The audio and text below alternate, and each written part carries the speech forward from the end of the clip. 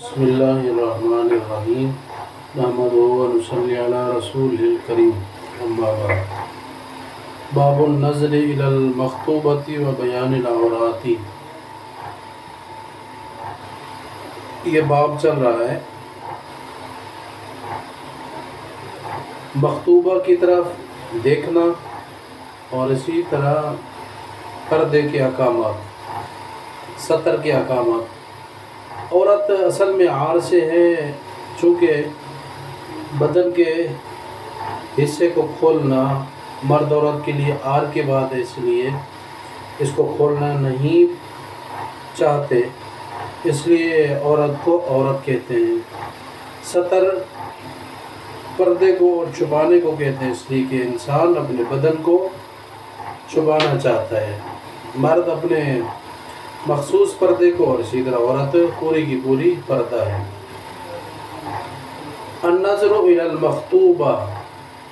ایک خطبہ ہوتا ہے اور ایک خطبہ ہوتا ہے۔ خطبہ تو وہی مشہور کہ واعظ و نصیحت، بات چیت کرنا آپس میں، اور دوسرا خاء کے کسرہ کے ساتھ خطبہ جب لفظ آئے گا تو اس سے مراد پیغام نکاح کسی عورت کی طرف بھیجنا، اور پھر اس مخطوبہ کو دیکھنا بھی جمہور فقہاء ائمہ کے نزدیک جائز ہے۔ یعنی جس لڑکی سے آپ نکاح کر رہے ہیں تو اس لڑکی کو ایک مرتبہ دیکھ لینا، دیکھنے میں ہاتھ اور چہرہ ہے اور ایک مختصر نظر ہے۔ اہل ظواہر کہتے ہیں کہ دیکھنا جائز نہیں، وہ روایت پیش کرتے ہیں کہ جن روایت میں آپ علیہ السلام نے دیکھنے سے منع کیا، تو ہم اس کا جواب دیتے ہیں ان روایات کا مقصد نظر بد سے بچانا آپ علیہ السلام کا مقصود ہے کہ نظر بد نہ کرو، یعنی بد نظری، غلط ارادے سے جان بوجھ کر اجنبیہ کو دیکھنا مرد کے لیے جائز نہیں ہے، وہ مراد ہے۔ یہاں تو ایک ضرورت ہے اور دیکھے بغیر چونکہ چارہ کار نہیں، یہ پوری زندگی کا مسئلہ ہے، تو ایک مرتبہ دیکھ لینا چاہیے۔ بعض علماء یہ بھی کہتے ہیں کہ اگر کوئی نہیں دیکھنا چاہتا تو کوئی تجربہ کار عورت کو بھیجے، اپنی مخطوبہ کو دیکھ لے، یعنی تجربہ کار عورت کو بھیج دے کہ وہ کیسی ہے دیکھ لے، تسلی ہو جائے۔ تو یہ تسلی کے لیے، اگلی زندگی کو آسان بنانے کے لیے یہ مخطوبہ کی طرف دیکھنا۔ دوسرا یہ کہ مرد عورت کو نہیں دیکھ سکتا اور اسی طرح عورت مرد کو۔ عورت کا جو پردہ ہے مکمل جسم کا پردہ ہے، البتہ یہ کہ چہرہ اور ہاتھ شامل نہیں، اس کی مجبوری ہے، لیکن فقہاء اور اسی طرح ائمہ اور بزرگان دین چہرے کا بھی، چونکہ جب خوف خطرہ ہو، فتنہ ہو، تو اس صورت میں پھر چہرے کا بھی پردہ بطریق اولیٰ آتا ہے، چونکہ مین جو حصہ ہے انسان کا اور خصوصاً عورت کا وہ چہرہ ہی ہے، تو چہرے کا پردہ بھی ضروری ہے، جس طرح پورے جسم کا پردہ ضروری ہے۔ مجبوری کی صورت میں خوف خطرہ نہ ہو تو بعض صورتوں میں چہرہ کھولا جاتا ہے، اور اسی طرح مرد کا جو ناف سے لے کر گھٹنوں کے نیچے تک یہ پردہ ہے، یعنی یہاں اس ستر والے حصے کو چھپانا مرد کے ذمہ فرض ہے، اور اسی طرح عورت بھی ناف سے لے کر گھٹنوں کے نیچے تک اس کا پردہ ہے،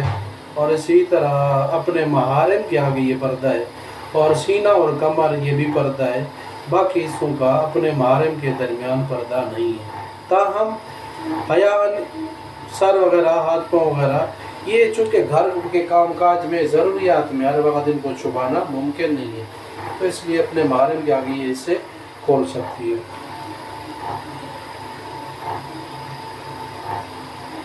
اگلی روایت، پہلی روایت حضرت ابو ہریرہ رضی اللہ عنہ، نبی ہریرہ رضی اللہ عنہ قال جاء رجل الى النبي صلی اللہ علیہ وسلم فقال انی تزوجت امرأة من الانصار قال فانظر الیها فإن في اعین الانصار شیئا، رواہ مسلم۔ حضرت ابو ہریرہ رضی اللہ عنہ سے روایت ہے، کہتے ہیں کہ ایک شخص آپ علیہ السلام کے پاس آیا، اس نے عرض کیا میں شادی کرنا چاہ رہا ہوں ایک عورت سے، یعنی انصار کی عورت میں سے کسی ایک عورت سے میں نکاح کرنا چاہ رہا ہوں۔ قال، آپ علیہ السلام نے فرمایا فانظر الیہا، اس عورت کو پہلے دیکھ لو، اس لیے کہ انصار کی عورت میں اور انصار کی عورتوں کے آنکھ میں کچھ ہوتا ہے۔ مراد اشارہ ہے، اور یہ آپ علیہ السلام نے اس لیے کہا ہے کہ چونکہ وہ مشورہ لینے آئے تھے کہ میں شادی کر رہا ہوں، تو مشورہ دینے والا امین ہوتا ہے، تو خیر خواہی کے طور پر آپ علیہ السلام نے آنکھوں کے متعلق بتایا۔ چونکہ اب اس کے اوپر بھی کئی سوال ہیں کہ کیا آپ علیہ السلام نے انصار کی عورتوں کو دیکھا تھا، تو صاف ذرا اس کے مختلف جواب ہے۔ ایک جواب یہ ہے کہ نبی کے ذمہ پردہ نہیں ہوتا، عورتوں کو نظر پڑ گئی، نبی نے دیکھ لیا، پتہ چل گئی۔ دوسرا آسان جواب یہ ہے کہ جس معاشرے میں آدمی رہتا ہے، مرد بھی ہوتے ہیں، عورتیں بھی ہوتی ہیں، بچیاں بھی ہوتی ہیں، ساری نوجوان تو نہیں ہیں، تو ان کے سامنے بچیاں بڑی ہوئی ہیں اور مرد عورتیں آتے ہیں، تو اس اپنے معاشرے ماحول سے، علاقے سے واقف ہوتا ہے۔ اس لیے آپ علیہ السلام نے بتایا کہ انصار کی عورتوں میں ان کی آنکھوں میں کچھ ہے۔ کچھ ہے سے مراد یہ ہے کہ مختلف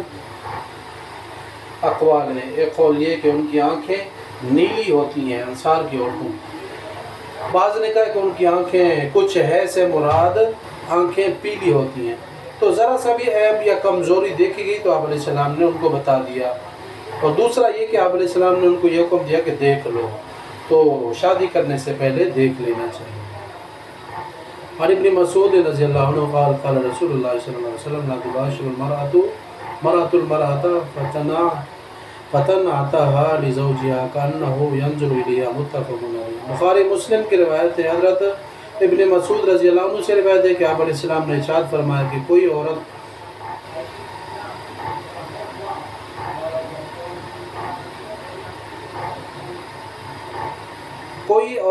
دوسری عورت کے بغیر پردے کے، بغیر کپڑے کے جسم کو نہ ملائے، اور پھر وہ بیان کرے اس عورت کے جسم کو اپنے شوہر کے آگے، کأنہ ینظر الیہا، گویا کہ وہ مرد اس عورت کو دیکھ رہا ہے۔ یعنی عورت کے درمیان بھی پردہ نہ کھولے، یعنی ایک چادر میں، ایک لحاف میں ایک عورت اپنی دوسری عورت کے ساتھ نہ لیٹے۔ صاف ظاہر ہے اس کے اندر بھی فتنے ہیں۔ ہاں اللہ یہ کہ کوئی سخت ایسی مجبوری ہے، کوئی کپڑا ہی نہیں ہے، یا اس طرح کے حالات یا واقعات یا تصورات نہیں ہیں، وہ تو سخت مجبوری میں گنجائش ہوتی ہے۔ تاہم عورت کے لیے بھی حکم ہے کہ دوسری عورت کے آگے اپنے جسم کو نہ کھولے۔ اس دوسری عورت نے دیکھ لیا، پھر وہ جا کر اپنے گھر میں کسی مرد کو یا شوہر کو بتائے، تو یہ گویا کہ وہ شوہر جو دوسری عورت کا ہے، اس پرائی عورت کو گویا کہ اپنی آنکھوں سے دیکھ رہا ہے، احوال سن کر کہ اس نے بتایا کہ اس کا بدن ایسا ہے، اس کی یہ خوبی ہے، تو وہ مرد اپنی عورت کو چھوڑ کر اس پرائی عورت کے پیچھے پڑ جائے گا۔ تو اس اپنی عورت کا بھی نقصان ہے کہ جو اپنی عورت اپنی دوست کی یا اپنی کسی عورت کی خوبیاں بیان کر رہی ہے۔ عن ابی سعید رضی اللہ عنہ قال قال رسول اللہ صلی اللہ علیہ وسلم لا ينظر الرجل الى عورت الرجل ولا المرأة الى عورت المرأة ولا يفزي الرجل الى الرجل في ثوب واحد ولا تفزي المرأة الى المرأة في ثوب واحد۔ حضرت ابو سعید رضی اللہ عنہ سے روایت ہے کہ آپ علیہ السلام نے ارشاد فرمایا کہ مرد کی سطر کو نہ دیکھے اور نہ عورت کی سطر کو دیکھے، اور مرد دوسرے مرد کے ساتھ ایک کپڑے میں ننگا نہ ہو، اور اسی طرح عورت کے ساتھ ایک کپڑے میں ننگی نہ ہو۔ یہ پہلے اس کی تفصیل گزر چکی ہے، یہ سارے نقصانات ہیں۔ چونکہ یہ پردے کا حکم ہے، اس لیے آپ علیہ السلام نے تنبیہ فرمائی ہے۔ وعن جابر رضی اللہ عنہ قال قال رسول اللہ صلی اللہ علیہ وسلم الا لا يبيتن رجل عند امرأة سيب الا ان يكون ناكحا او ذا محرم، رواه مسلم۔ اگلی روایت حضرت جابر رضی اللہ عنہ سے کہ آپ علیہ السلام نے ارشاد فرمایا کہ خبردار کوئی مرد کسی سیبہ عورت کے ساتھ اکیلے رات نہ گزارے مگر یہ کہ وہ اس کے نکاح میں ہو یا پھر اس کی محرم ہو، یعنی قریبی رشتہ دار ہو۔ محرم وہ رشتے کہلاتے ہیں کہ جن سے نکاح کرنا ہمیشہ کے لیے حرام ہے۔ تو مرد اکیلے عورت کے ساتھ، خصوصاً یہاں پر سیبہ عورت کا ذکر کیا کہ بیوہ باندھی یا بڑی عمر کی یا شادی بڑی عمر کی قواری بھی سے بھی مراد ہے، اور اسی طرح متعلقہ ہو، یعنی تجربہ کار کا یہاں ذکر کیا ہے بڑی عمر کی، اور یا پھر وہ بیوہ ہے، تو یہ ساری صورتیں قید اس لیے آئی ہیں ان کو اس میں شرم و حیا کم ہوتی ہے اور وہ دوسرے مرد کو دیکھ چکی ہوتی ہے، تو اس لیے وہاں خطرہ زیادہ ہے، تو اس لیے بطور خاص قید لگائی، وگرنہ کوئی بھی عورت ہو مطلقاً تو ہر صورت میں ہی منع ہے۔ کہ شیطان تیسرا ہوتا ہے، وہ کوئی غلط تصور مرد ہو یا عورت ان میں پیدا کر سکتا ہے۔ نکاح ہے تو صاف ذرا بیوی ہے، بیوی کے ساتھ رہ سکتا ہے، محرم ہے محرم کے ساتھ بھی رہ سکتا ہے۔ عقبۃ بن عامر قال قال رسول اللہ صلی اللہ علیہ وسلم ایاکم الدخول علی النساء فقال رجل یا رسول اللہ ارأیت الحمو قال الحمو الموت متفق علیہ۔ عقبہ بن عامر رضی اللہ عنہ سے روایت ہے کہ آپ علیہ السلام نے ارشاد فرمایا کہ تم بچو عورتوں کے پاس داخل ہونے سے، فقال رجل یا رسول اللہ ارأیت الحمو، ایک شخص نے عرض کہ اللہ کے رسول دیور کے بارے میں آپ کا کیا حکم ہے؟ قال الحمو الموت، آپ نے فرمایا دیور تو موت ہے، بخاری مسلم کی روایت ہے۔ ہم کہتے ہیں کہ عورت کے وہ رشتہ دار جو شوہر کی جانب سے ہوں، شوہر کے تعلق کی وجہ سے جو رشتہ دار ہوں، اس سے مراد سارے رشتہ دار ہیں سوائے باپ اور بیٹے کے، یعنی سسر کے اور اسی طرح اپنی اولاد کے، شوہر کی اولاد۔ لیکن بطور خاص یہاں جو ذکر کیا گیا ہے اس سے مراد دیور ہے، یعنی دیور کے متعلق آپ علیہ السلام نے تو مطلقاً فرمایا عورتوں کے پاس خواہ نظر بد کے ساتھ یا خواہ بغیر پردے کے بغیر ضرورت کے مت داخل ہوا کرو، اس لیے کہ فتنہ ہے۔ ایک شخص نے عرض کیا کہ گھر کے اندر اگر دیور ہو تو دیور سے بھی عورت پردہ کرے، بھابھی پردہ کرے کہ نہیں،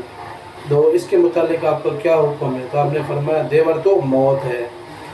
اس لیے کہ موت اور سخت الفاظ عربی میں جب کسی چیز سے ڈرانا مقصود ہو تو کہہ دیتے ہیں شیر، اور اسی طرح کہہ دیتے ہیں کہ بادشاہ کے قریب جانا موت ہے، اسی طرح موت کا ذکر آتا ہے، تو اس طرح کے سخت ترین الفاظ آپ علیہ السلام نے استعمال کیے، اس لیے کہ یہاں خطرہ زیادہ ہوتا ہے۔ دیور گھر کا بچہ ہے یا گھر کا لڑکا ہے، اس کو ساری چیزوں سے واقف ہوتی ہے۔ اور بعض علماء نے یہاں تک بھی رہ دی ہے کہ دیور ایسا بھی نہیں ہے کہ بالکل گھر کے مرد کی طرح صاف زر اس کا آنا جانا ہے، اور اگر شوہر موجود ہے اور اسی طرح گھر والے سب موجود ہیں تو اس میں بھی پردہ کیا جا سکتا ہے۔ تو خصوصی طور پر نئی دلہن اور بغیر بچوں والی بڑی عمر والی بھابھی، تو ان میں کافی فرق ہے۔ خلاصہ شرعی طور پر حکم تو سب کے لیے یہی آئے گا کہ یہاں پردہ ہے، تاہم جہاں مشکل ہو رہے نا تو مشکل زمانے میں بھی پردہ اگر خود بندہ شرم و حیا کرے تو کیا جا سکتا ہے۔ عن جابر رضی اللہ عنہ ام سلمۃ رضی اللہ عنہ استأذنت رسول اللہ صلی اللہ علیہ وسلم بالحجامۃ فامر ابا طیبۃ ان یحجمها قال حسبت انه كان اخاها من الرضاعۃ او غلاما لم يحتلم، رواہ مسلم۔ حضرت جابر رضی اللہ عنہ سے روایت ہے کہ ام سلمہ رضی اللہ عنہ آپ علیہ السلام کی زوجہ مطہرہ نے اجازت مانگی آپ علیہ السلام سے حجامہ کروانے کے بارے میں، تو آپ علیہ السلام نے حکم دیا ابو طیبہ کو، یہ حجامہ کرنے والے ڈاکٹر تھے، تو وہ حجامہ کر دے ام سلمہ رضی اللہ عنہ کا۔ راوی کہتے ہیں حضرت جابر میرا خیال یہ ہے کہ ام سلمہ کو جو اجازت دی اس کی وجہ یہ ہے کہ ابو طیبہ یہ رضائی بھائی تھے، اس لیے آپ علیہ السلام نے چونکہ پردہ نہیں ہے بھائی سے، اس لیے آپ نے اجازت دے دی رضائی بھائی کو کہ وہ حجامہ کر لے۔ صاحب سے حجامے کے دوران عورت کے بعض حصوں کو کھولنا پڑتا ہے اور وہ نظر بھی جاتی ہے۔ او غلامن یا پھر یہ کم عمر لڑکے تھے، ابھی بالغ نہیں ہوئے تھے، اس لیے آپ نے اجازت دی۔ خلاصہ یہ کہ مجبوری کی صورت میں عورت کے آگے پردہ کھول سکتی ہے، مثلا ڈیلیوری وغیرہ کے کیس ہیں، اسی طرح کوئی ایسی مرض ہے کہ جہاں دیکھے بغیر تشخیص نہ ہو، اسی طرح مرد کے لیے بھی مجبوری کی صورت میں فقہاء نے اجازت دی ہے، لیکن شرط یہ کہ کوئی نیک صالح طبیب ہو اور مجبوری ہو، اس کے علاوہ کوئی چارہ کار نہ ہو، تو اس صورت میں گنجائش ہے۔ تو یہاں یہ پہلو بھی ہے کہ وہ قریبی رشتہ دار تھے، بھائی تھے یا پھر بچے تھے، یا پھر دوسرا پہلو، دونوں پہلوؤں کی اجازت ہے کہ ڈاکٹر کو اجازت ہے۔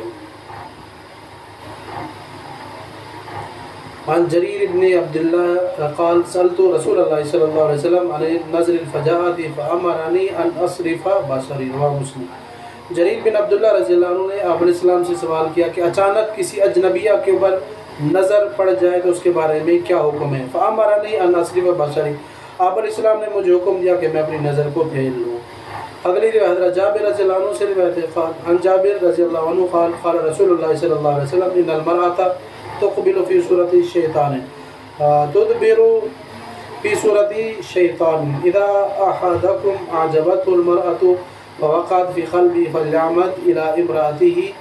فلیواقعها فإن ذلك يرد ما فی نفسی، رواه مسلم۔